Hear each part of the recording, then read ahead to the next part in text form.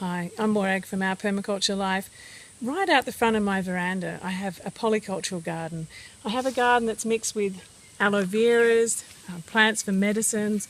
I have things like the Backhousea citriodora, which is fantastic for teas and for flavours.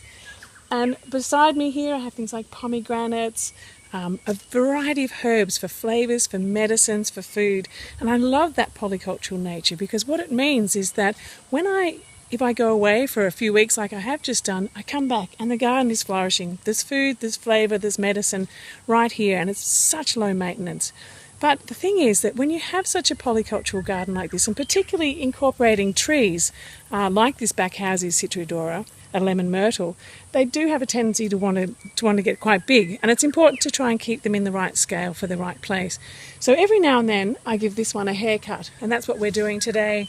We're chopping off all the excess on the top that we can't reach because it's these tips, the beautiful, flavoursome, scented lemon myrtle leaves. We'll be drying some of this to take, but the rest of it we'll probably compost and add it down into the soil in our garden.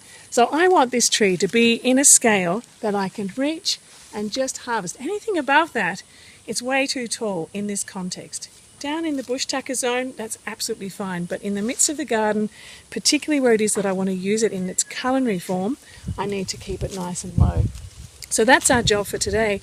And in order to get up there, I've got out my A-frame ladder and made sure it's in a nice safe spot. It's really important. So many accidents happen with people climbing ladders and not safely locating them or not locking them in place. So always make sure you're safe if you're climbing up your ladder, and pick the appropriate tool, a tool that's sharp, well kept, and is going to be able to chop safely through the thickness of the branches that you want. What I'm doing is trimming back my lemon myrtle tree. It's one of my favourite bushtucker plants that I use for flavourings and teas and all different sorts of things in the kitchen.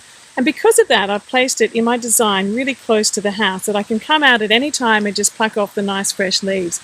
We've just come back from a long holiday away and the tree seems to have taken off while we've been away. So it's time to give it a haircut. And I really think it's important, particularly in the middle of a vegetable garden, to try and keep these sorts of trees nice and low. It's also why I plant dwarf varieties of trees. If I allow it to get too big, it will send its roots too far out into the garden. And I prefer to keep it in the soil as opposed to being in a pot because it gives it much more chance of being a really healthy plant. And as you can see, this beautiful young growth on here is just fantastic. I add it into soups, I add it into curries. You can put some in yogurt overnight to give it some flavouring.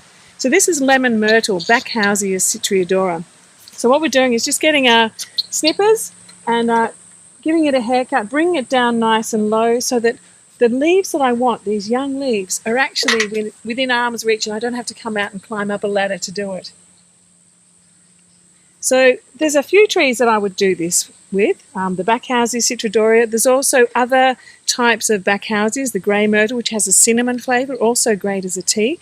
Another one that I do like to have in my vegetable garden, and I'll show you that another time, is the kaffir lime. And instead of allowing that to get too big too, I like to keep that down nice and short. Beside me here is another one that's going to get a haircut very soon, and that's the cranberry hibiscus. So I haven't got too much left to finish chopping this back, and that would be a fantastic job done to tidy up the garden after some big summer growth. I've got lots of other jobs around to do too, and I'll take you through those as we get going over the next couple of weeks. I have some cucumbers that I need to get the seeds out. I need to thin out the sweet potatoes, take cuttings of plants. So it's a really busy time in a subtropical garden. So thanks for watching. It's Maura Gamble from Our Permaculture Life. Don't forget to subscribe, and I'll see you next time.